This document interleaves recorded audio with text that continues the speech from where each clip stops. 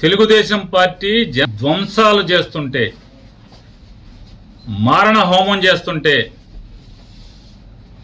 ఏ నియోజకవర్గానికి ఆ నియోజకవర్గం ఎమ్మెల్యేలు గెలిచిన వారు ప్రోత్సహిస్తూ పైనుంచి చంద్రబాబు నాయుడు డీజీపీకి ఎస్పీలకి కేసులు కట్టబాకండి, మా కార్యకర్తలు చేసేటువంటి ధ్వంసాన్ని మీరు విట్నెస్గా చూస్తూ ఉండండి తప్పితే మా వాళ్ళని ఎక్కడ ఆపటానికి వీల్లేదు, మీరు పోలీసు ఉద్యోగం చేయటానికి వీల్లేదు అని చెప్పని వాళ్ళ పోలీసులు చేతులు కట్టి ఈ ధ్వంసరచన చేస్తున్నాడు.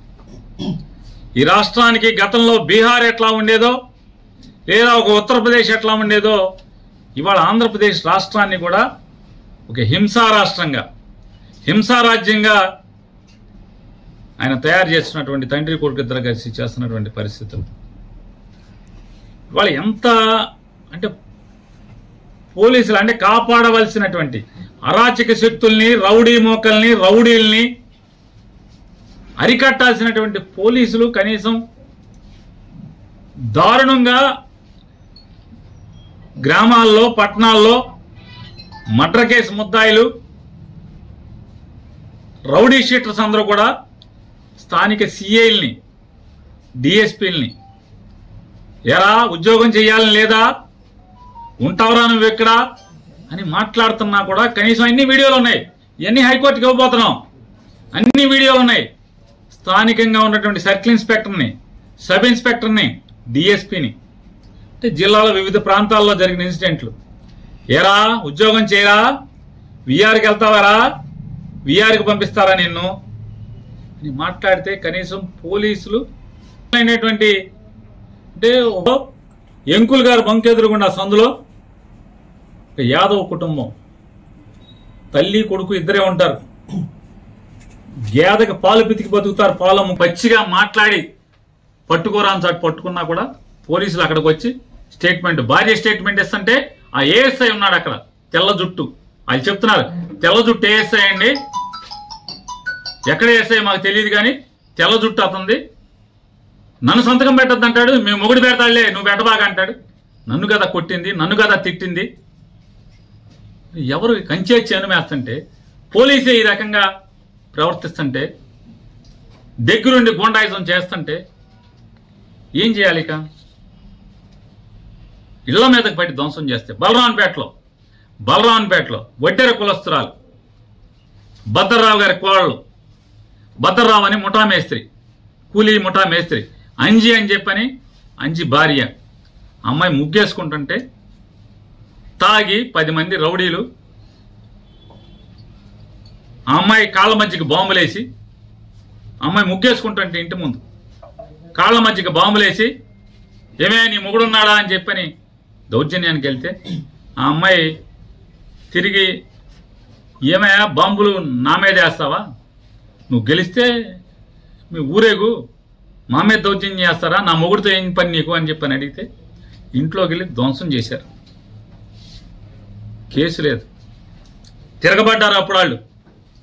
ఆ ఇంట్లో వెంటనే మొగుడు పరిగెత్తుకొచ్చి మొగుడు భార్య పిల్లలు కలిసి తిరగబడితే వాళ్ళ మీద 307 చూడండి పోలీసు, వీళ్ళ మీద కేసు లేదు.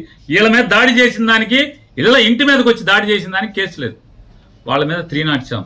దాంట్లో మళ్ళీ ఎంత పోలీసు ఎంత దిగజారిపోయే వ్యవస్థ అంటే ఇదన్నీ సాక్ష్యం, కళ్ళతో సాక్ష్యం చూస్తూ కూడా. నేను గొడవ జరుగుతుందని బంద్ర డిఎస్పీ గారికి ఫోన్ చేశాను, బలవాన్పేటలో గొడవ జరుగుతుందని చెప్పాను, పోలీసుని పంపని.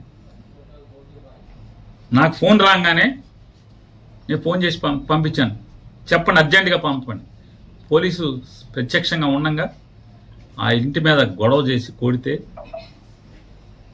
పోలీసు ఉన్నా కూడా ఏం పట్టించుకోకపోతే, వాళ్ళు తిరగబడితే ఆత్మరక్షణ కోసం తిరగబడితే 307, వీళ్ళు కేసు లేదు.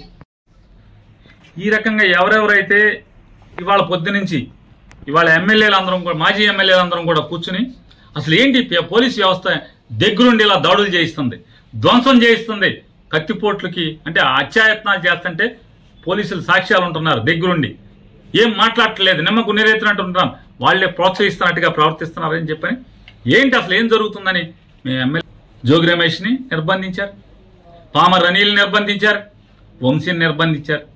వీళ్ళని కూడా నిర్బంధిస్తే దాటుకుని మీ ఇష్టం వచ్చింది చేసుకోండి అని చెప్పి నడుచుకుంటా ఊరి చివరికి వస్తే చివరికి అప్పుడు వేరే కార్లు వేసుకుని రావాల్సిన పరిస్థితి. అంటే మీరు ధ్వంసం చేసే వాళ్ళని, దాడులు చేసే వాళ్ళని, కిరాయి మోకల్ని, అల్లరి మోకల్ని, రౌడీ మోకల్ని కంట్రోల్ చేయరు. మీ ముందే మీ ప్రత్యక్షంగా మీరున్నంగా ఇళ్ల మీద పడి ధ్వంసం చేస్తుంటే, ఇళ్లలో ఆడమగాని కొడుతుంటే మాట్లాడరు, కేసులు కట్టరు. ఏం జరుగుతుందా మరి మనం ఏం చేద్దామని చెప్పని ఎస్పీని కలుద్దామా, ఏం చేద్దాం, గట్టిగా పోలీసుని మాట్లాడదామా, పోలీసుని అడుగుదాం, ఇక మీరు కాదు మేమేం చేయలేమండి, చంద్రబాబు మమ్మల్ని ఏమి చేయొద్దు అంటున్నాడు, మా చేతులు కట్టేశాడు, మేమేం చేయమంటే కనుక మా వాళ్ళన్నా మేమన్నా ఇక తిరగబడంటారా, ఏం చేస్తాం, కాపాడుకోండి మీ ప్రాణాలను చెప్పాల్సిన పరిస్థితి కదా మేము మాట్లాడుకుని. అదే ఎస్పీ గారిని అడుగుదాం అనుకుంటున్నాం. మేమందరం 7 కూడా మాజీ ఎమ్మెల్యేలు, ఇక్కడ పోటీ చేసిన 7 అభ్యర్థులు కానీ వైఎస్ఆర్ కాంగ్రెస్ పార్టీ కానీ ఎస్పీ గారిని కలుద్దాం అనుకున్నాం. కలిసి పోలీసు ఇదే రకంగా మీరు కొనసాగిస్తే ఖచ్చితంగా మేము ప్రాణ రక్షణ కోసం, ఆస్తుల రక్షణ కోసం తిరుగుబాటు చేయాల్సిన పరిస్థితి. పోలీసు ఇలాగే కనుక కొనసాగిస్తే, పోలీసులు ఇలాగే దౌర్జన్యకాండని మీరు ప్రోత్సహిస్తే ఏం చేయాలి మరి? చూస్తూ ఊరుకోలేం కదా. ఇళ్ల మీద పడితే ఏం చేస్తారు? మాన ప్రాణాల కన్నా విలువైంది ఏముంటుంది? ఆస్తులు పోతే పోనీ 2 ఏళ్ళో 7 చాకరీ చేసి సంపాదించుకుంటారు. టీవీ భద్ర అయితే అప్పో సప్పో చేసో, లేదా అడుక్కున్నాం, లేదా కూలి పని చేసో సంపాదించుకుంటారు. కానీ ధ్వంసం చేసి, దౌర్జన్యం చేసి, అసభ్య పదజాలంతో ఆడపిల్లని, ఆడకూతురిని 30 ఏళ్ళు కూడా నిండు లేవు, 26 ఏళ్ళు, 27 ఏళ్ళు, 25 ఏళ్ళ అమ్మాయిని పసిగుడితో కొడుకుని బిడ్డని చేతిలో సంకనేసుకుని ఉంటే లక్షిస్తాను పొడుకో లంజా అని మదం ఎక్కి మాట్లాడారు నవీన్ గారిని రోడ్లెంబడి తిరుగుతుంటే ఆడు హాస్పిటల్కి చేరుస్తారు తీసుకెళ్లి పోలీసు. ఏం చేయాలి? అందుకే నిర్ణయించుకున్నాం, చూసుకుని 7 కలిసి ఎస్పీ గారిని కలవాలి. కలిసి పోలీసు ఇదే రకమైనటువంటి దగ్గరుండి ధ్వంసరచన చేయిస్తే, దగ్గరుండి ఇళ్ల మీద దాడులు, ఇళ్లు ధ్వంసం చేసి మనుషుల్ని, ఆడవాళ్ళని, ఇంట్లో ఆడవాళ్ళని కిచక పర్వం చేస్తే, హత్యాయత్నాలు చేస్తే చేయగలిగేదేమో. మీరేం చేయలేనంటే ఇక మేము చేసేది మేము చేసుకుందామండి ఎస్పీ గారు, మేము చేసుకుంటాం అని చెప్పి ఎస్పీ గారిని అడగాలని చెప్పని కూడా ఇవాళ మేము సమావేశమైనటువంటి వైఎస్ఆర్ కాంగ్రెస్ పార్టీ నాయకులందరం కూడా అనుకున్నాం. అలాగే ఎవరైతే నిర్బంధంలో ఉన్నారో జోగి రమేష్ గారు కానూరులో నిర్బంధించారు, అట్లాగే అనిల్ గారిని కూడా బెజవాడలో నిర్బంధించారు, అట్లాగే వంశీ గారిని కూడా బెజవాడలో నిర్బంధించారు. ఖచ్చితంగా రేపో ఎల్లుండో అందరం కలిసి 7 కలిసి ఎస్పీ గారిని కలిసి, జిల్లా ఎస్పీ గారిని కలిసి ఖచ్చితంగా ప్రశ్నించదలుచుకున్నాం. ఈ రకంగా మీరు కనుక ఇంకా కొనసాగిస్తే, ఇక తిరుగుబాటు తప్పితే మా ప్రాణాలని, మా ఆస్తుల్ని, మా భార్యలు లేదా చెల్లెళ్ళు, తల్లుల యొక్క మాన ప్రాణాలు కాపాడుకోవాలంటే చేయగలిగేది ఏముంది? అంటే ఏం చెప్తున్నారంటే పోలీసు రక్షణతో మమ్మల్ని అందరినీ కూడా వైఎస్ఆర్ కాంగ్రెస్ పార్టీ వాళ్ళు ఊర్లు వదిలి వెళ్ళిపోవాలి. అలాగే హరిని ఒకడు పచ్చి నరహంతకుడు, ఆడది కనపడితే వడదు, మర్డర్ కేసు ముద్దాయి, మామూలు ముద్దాయి కాదు, డబ్బు కోసం అమ్మాయిని కిడ్నాప్ చేసి ముక్కలుగా నరికి తెలంగాణ తీసుకెళ్లి తెలంగాణ శ్మశానంలో కాల్చినటువంటి ముద్దాయి. ఆడి ఫేస్బుక్లో పోస్టింగ్లు పెడుతున్నాడు. ఒక దళిత కుర్రాడు, బైపాస్ రోడ్డుకు సంబంధించినటువంటి హేమా నాని అనే ఒక దళిత కుర్రాడు మీద పోస్టింగ్లు పెడుతున్నాడు. అతను భయపడి పారిపోయాడని చెప్పని, అరే నువ్వు పారిపోయావరా, నువ్వు బందర్ మీద ఎప్పుడు వస్తే అప్పుడు నీకు దండేయటమే. బహిరంగంగా పోలీస్ కంప్లైంట్ ఇచ్చాం, వాళ్ళ అమ్మా నాన్న. చర్యలు లేవు ఎస్పీ గారు, చర్యలు లేవు. హరి ఆడిపోయారు, నల్ల హరి అంటారు, కొరియర్ సీను, రౌడీ షీటర్, ఆ యాదవుల ఇంటి మీద పడి ధ్వంసం చేశాడు, కేసు లేదు. ఇవాళ బందర్లో ఉన్నటువంటి రౌడీ షీటర్లు, పాలకేంద్రం చిలకలపూడి పాలకేంద్రం సురేష్ అనేవాడు ఇవాళ ఈ ధ్వంసంలో మన 8వ వార్డులో విశ్వబ్రాహ్మణ కాలనీలో అలుగోజు రాజశేఖర్ ఇంటికి వెళ్ళారు. అలుగోజు రాజశేఖర్ విశ్వబ్రాహ్మణుడు, విశ్వబ్రాహ్మడు, అలుగోజు రాజశేఖర్ కంసాల పని చేసుకుంటాడు, బతుకుతూ ఉంటాడు భార్య పిల్లల్ని. అతని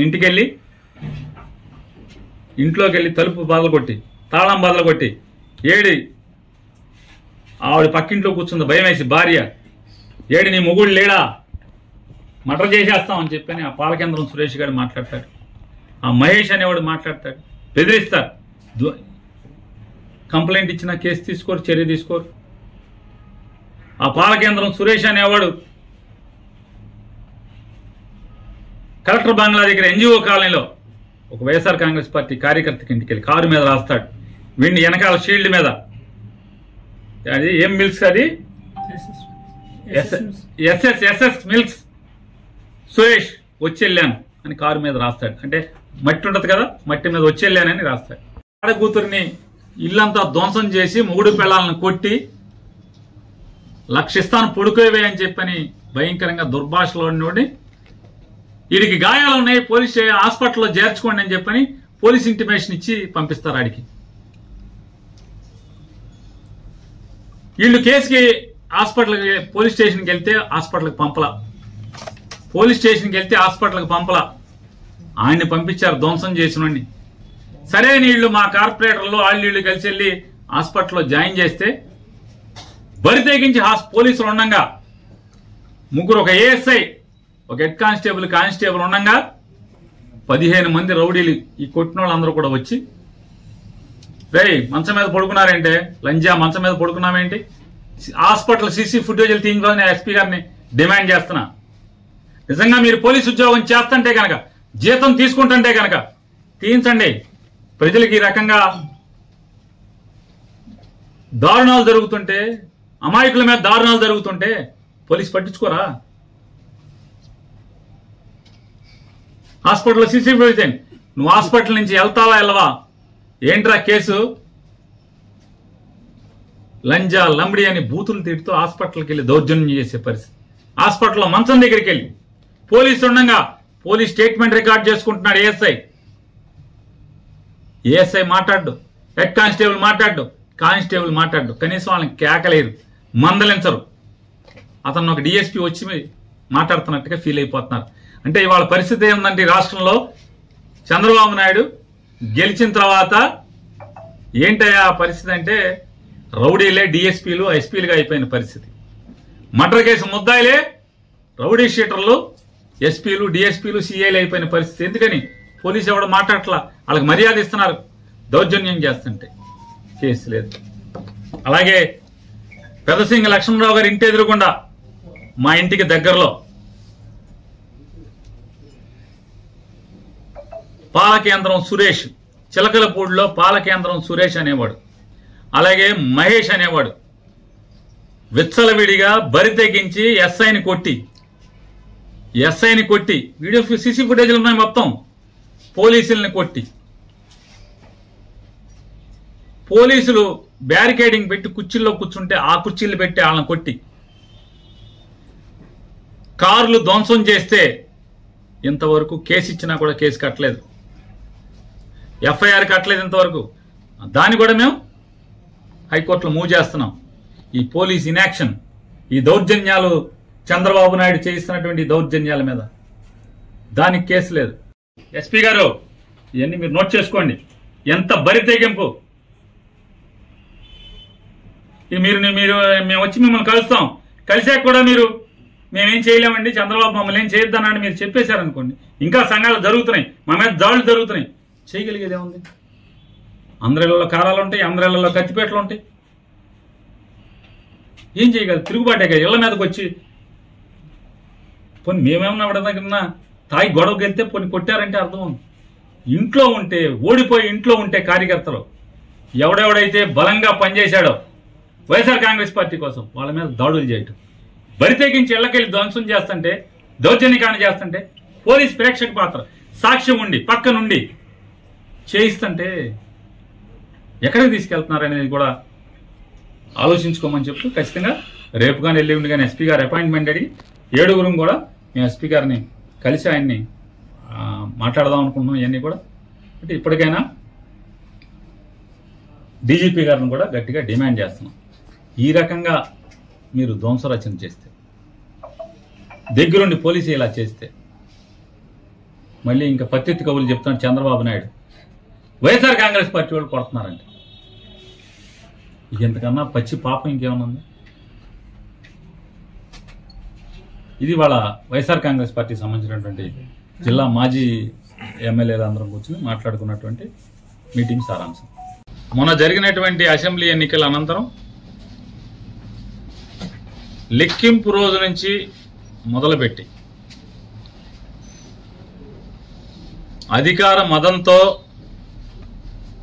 Telugu Desam party, Janasena party rowdy మోకలు ఈ రాష్ట్ర వ్యాప్తంగా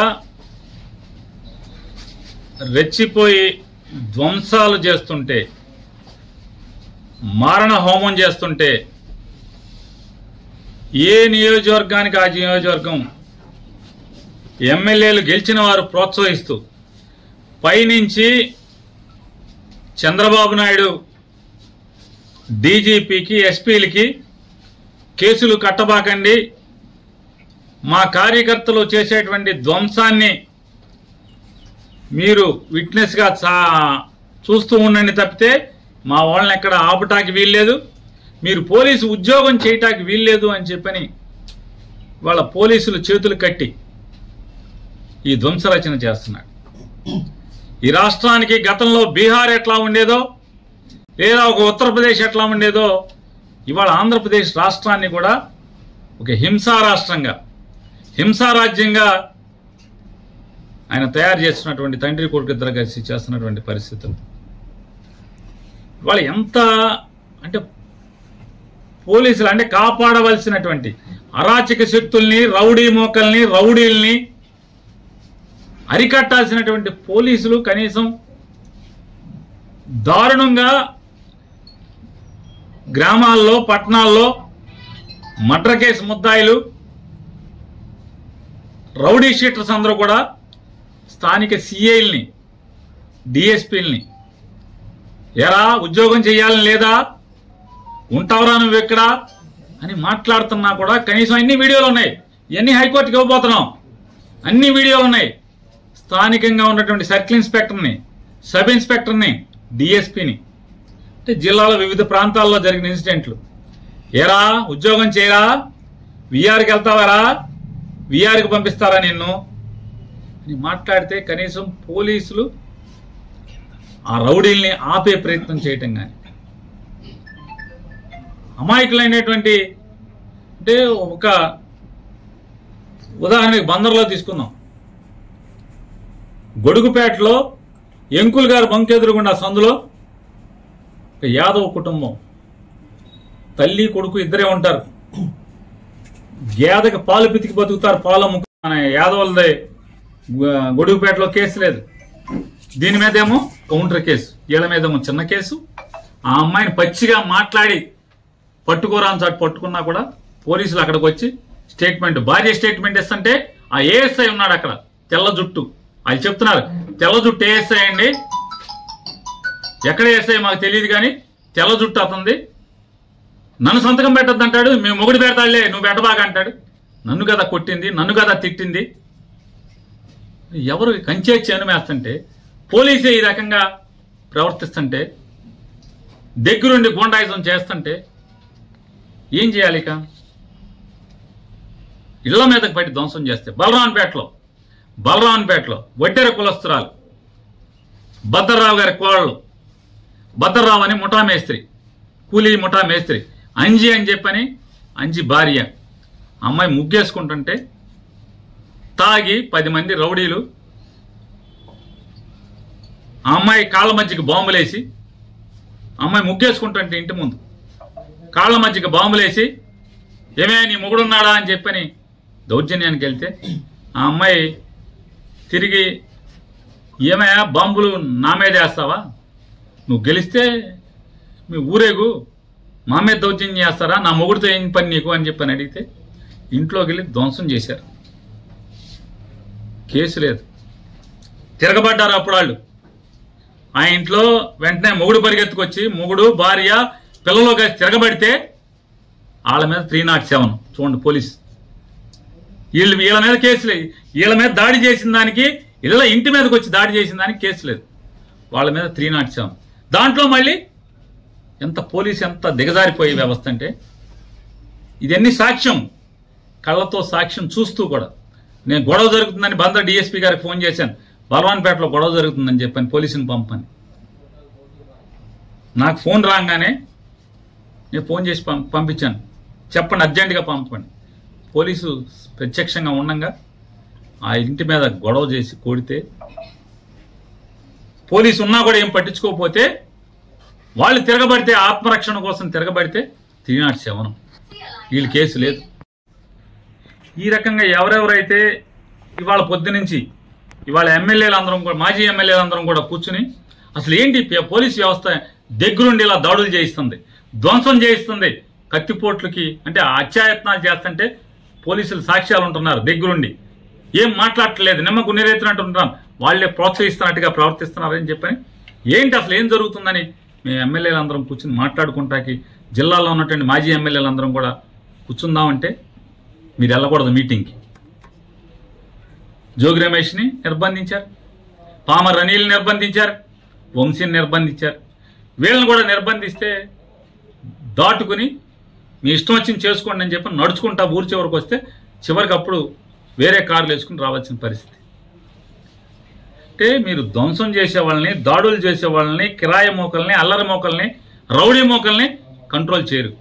మీ ముందే మీ ప్రత్యక్షంగా మీరున్నంగా ఇళ్ల మీద పడి ధ్వంసం చేస్తుంటే, ఇళ్లలో ఆడమగాని కొడుతుంటే మాట్లాడరు, కేసులు కట్టరు.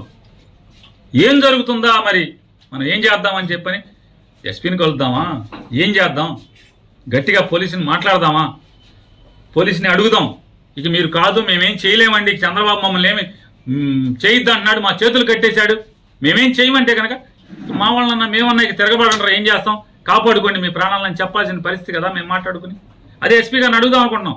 మేమందరం 7 కూడా మాజీ ఎమ్మెల్యేలు, ఇక్కడ పోటీ చేసిన 7 అభ్యర్థులు కానీ వైఎస్ఆర్ కాంగ్రెస్ పార్టీ కానీ ఎస్పీ గారిని కలుద్దాం అనుకున్నాం. కలిసి పోలీసు ఇదే రకంగా మీరు కొనసాగిస్తే ఖచ్చితంగా మేము ప్రాణ రక్షణ కోసం, ఆస్తుల రక్షణ కోసం తిరుగుబాటు చేయాల్సిన పరిస్థితి.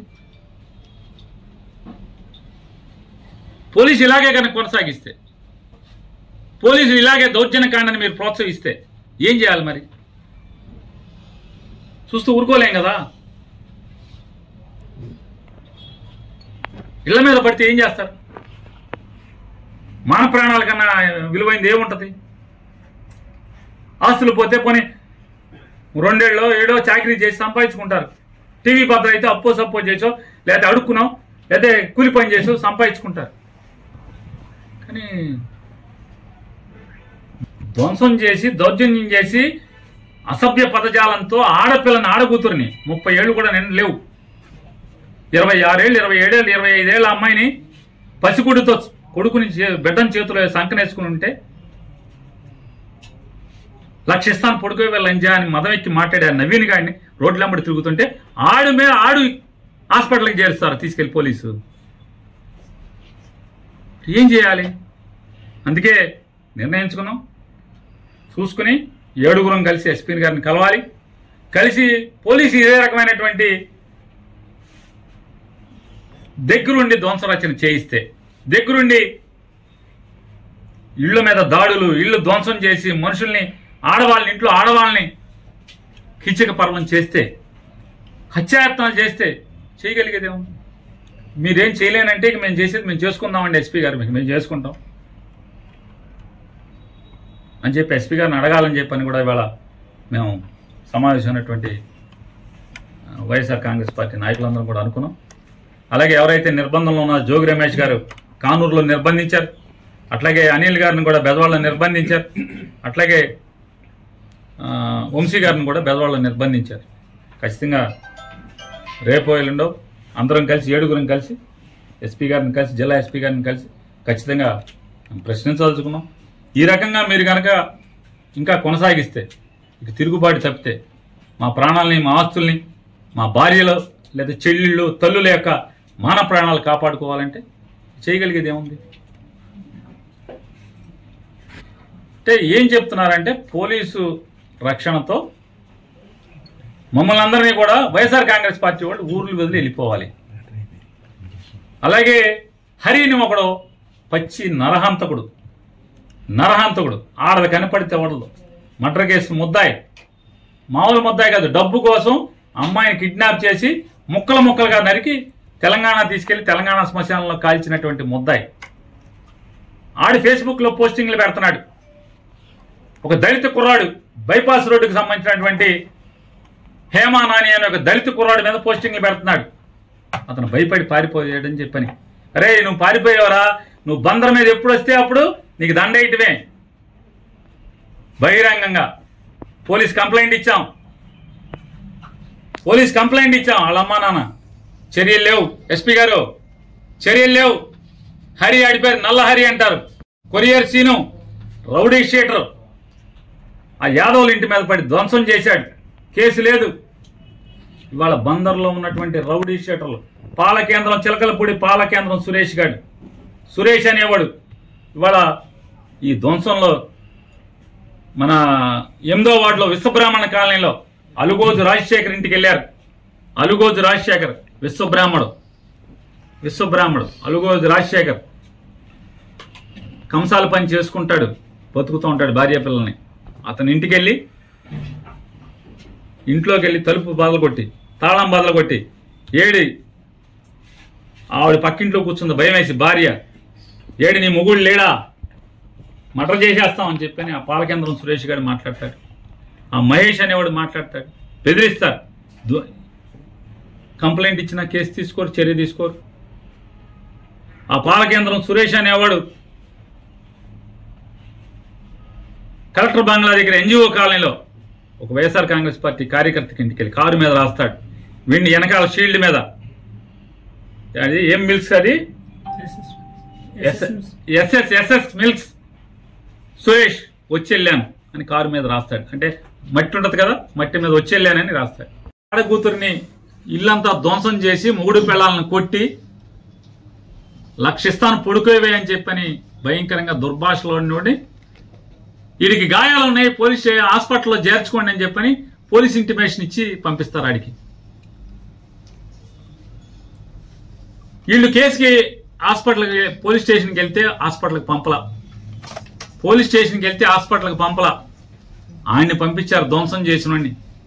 సరే నీళ్లు మా కార్పొరేటర్లు వాళ్ళు కలిసి వెళ్ళి హాస్పిటల్లో జాయిన్ చేస్తే బరి తెగించి పోలీసులు ఉండగా ముగ్గురు, ఒక ఏఎస్ఐ, ఒక హెడ్ కానిస్టేబుల్ ఉండగా 15 మంది రౌడీలు ఈ కొట్టిన వాళ్ళందరూ కూడా వచ్చి, మంచం మీద పడుకున్నారేంటే, లంజా మంచం మీద పడుకున్నామేంటి, హాస్పిటల్ సీసీ ఫుటేజీలు తీయించుకోవాలని ఎస్పీ గారిని డిమాండ్ చేస్తున్నా.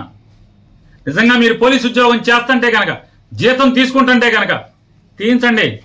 ప్రజలకు ఈ రకంగా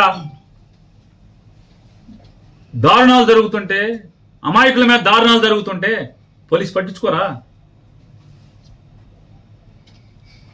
హాస్పిటల్లో సీసీ ఫుటేజ్, నువ్వు హాస్పిటల్ నుంచి వెళ్తావా వెళ్ళవా, ఏంట్రా కేసు, లంజా లంబడి అని బూతులు తిడుతూ హాస్పిటల్కి వెళ్ళి దౌర్జన్యం చేసే పరిస్థితి. హాస్పిటల్లో మంచం దగ్గరికి వెళ్ళి పోలీసు ఉండగా పోలీస్ స్టేట్మెంట్ రికార్డ్ చేసుకుంటున్నాడు ఏఎస్ఐ మాట్లాడు, హెడ్ కానిస్టేబుల్ మాట్లాడు, కనీసం వాళ్ళని కేకలేరు, మందలించరు. అతను ఒక డిఎస్పీ వచ్చి మాట్లాడుతున్నట్టుగా ఫీల్ అయిపోతున్నారు.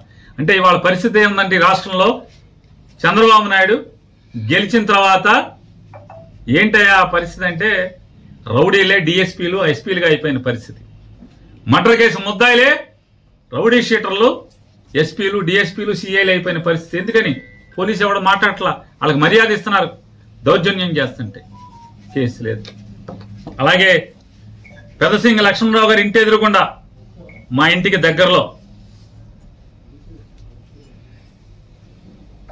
పాలకేంద్రం సురేష్, చిలకలపూడిలో పాలకేంద్రం సురేష్ అనేవాడు, అలాగే మహేష్ అనేవాడు విచ్చలవిడిగా బరి తెగించి ఎస్ఐని కొట్టి వీడియో సీసీ ఫుటేజ్లు ఉన్నాయి మొత్తం, పోలీసుల్ని కొట్టి,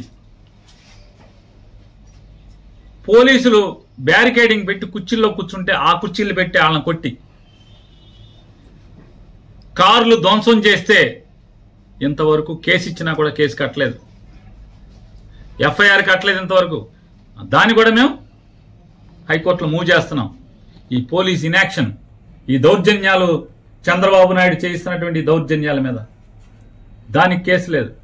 ఎస్పీ గారు ఇవన్నీ మీరు నోట్ చేసుకోండి. ఎంత బరి తెగింపు!